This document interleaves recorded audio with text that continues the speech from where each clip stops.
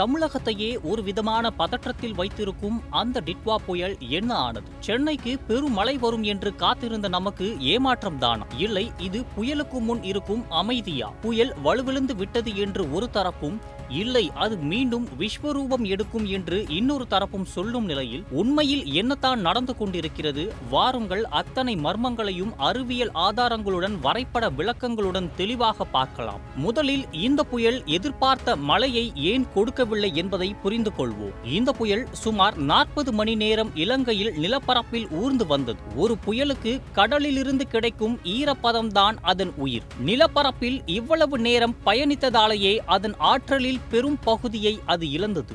ஆனால் டெல்டா மாவட்டங்களை அது சும்மா விட்டு வைக்கவில்லை. கடந்த 48 மணி நேரத்தில் நாகப்பட்டினம் கோடியக்கரையில் மட்டும் சுமார் 36 சென்டிமீட்டர் மழையும், காரைக்காலில் 19 சென்டிமீட்டர் மழையும் கொட்டி தீர்த்திருக்கிறது.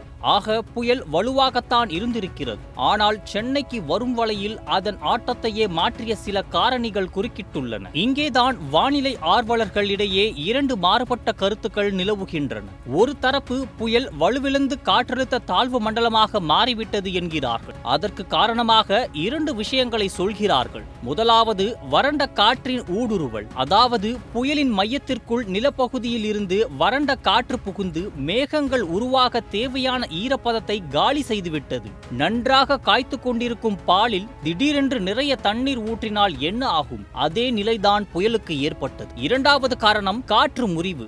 ஒரு புயல் என்பது தரையிலிருந்து வானம் வரை ஒரே சீராக சுழலும் ஒரு மாபெரும் தூண் போன்றது.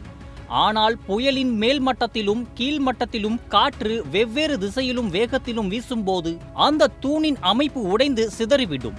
இந்த இரண்டு காரணிகளால் தான் புயலால் புதிய பெரிய மேகக்கூட்டங்களை உருவாக்க முடியாமல் அதன் அமைப்பு சிதைந்து வலுவிழந்து காணப்படுகிறது என்பது இந்த தரப்பின் வாதம்.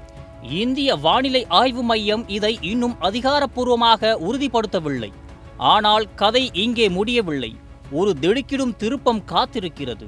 மற்றொரு தரப்பு புயல் இப்போது தற்காலிகமாக வலு குறைந்திருந்தாலும் அது மீண்டும் சக்தி பெறும் என்கிறார்கள். எப்படி? வலுவிழந்த புயலுக்கு இப்போது வடகிழக்கிலிருந்து ஒரு உதவிக்கரம் நீளப் போகிறது. அதுதான் மேற்கத்திய இடையூறு.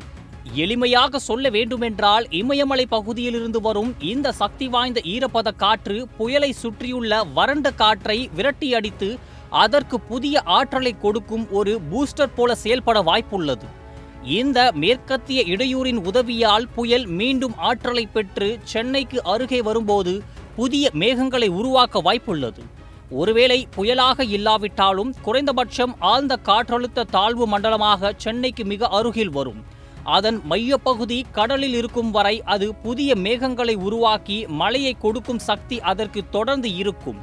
இதுதான் இப்போது இருக்கும் மிகப்பெரிய சஸ்பென்ஸ். நாம் பேசிக்கொண்டிருக்கும் இந்த நேரத்தில் கூட கடலூரின் கடலோர பகுதிகளில் புதிய மேகங்கள் உருவாகி வருவதையும், சென்னைக்கு கிழக்கே சுமார் 100 கிலோமீட்டர் தொலைவில் புதிய மேக கூட்டங்கள் திரள தொடங்கி இருப்பதையும் செயற்கைக்கோள் படங்கள் காட்டுகின்றன. இது புயல் மீண்டும் செயல்பட தொடங்கியதற்கான முதல் அறிகுறி. வலுவிழந்து ஒரே இடத்தில் நின்றிருந்த இந்த அமைப்பு தற்போது மீண்டும் நகர தொடங்கி மயிலாடுதுறைக்கு நேர்கிழக்கே வந்து சென்னையை நோக்கி பயணிக்கிறது. ஆக அடுத்த 24 மணி நேரத்திற்கு என்ன எதிர்பார்க்கலாம்?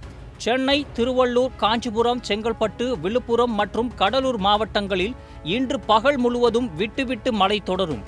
அவ்வப்போது சில இடங்களில் கனமழையாக பெய்யும். இரவு நேரம் நெருங்க இந்த அமைப்பு சென்னையை சந்திக்கும் போது மழையின் தீவிரம் அதிகரிக்க வாய்ப்புள்ளது. தரைக்காற்றின் வேகம் மணிக்கு 40 முதல் 50 கிலோமீட்டர் வரை வீசக்கூடும். கடல் மிகுந்த சீற்றத்துடன் காணப்படும்.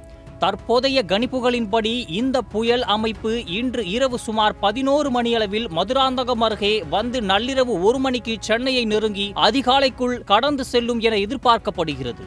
இது சென்னையை நெருங்கும் நேரத்தில் எந்த தாக்கத்தை ஏற்படுத்தும் என்பதை பொறுத்திருந்துதான் பார்க்க வேண்டும். ஆகவே புயல் வலுவிழந்து விட்டது என்று நினைத்து அலட்சியமாக இருக்க வேண்டாம். வானிலை தெளிவாக இருப்பது போல் தெரிந்தாலும் அது அடுத்த சில மணி நேரங்களில் மாறக்கூடும். குறிப்பாக இன்று ஞாயிற்றுக்கிழமை விடுமுறை நாள் என்பதால் கடற்கரைக்கு செல்வதையும் நீர்நிலைகளுக்கு அருகில் செல்வதையும் முற்றிலுமாக தவிர்க்கவும்.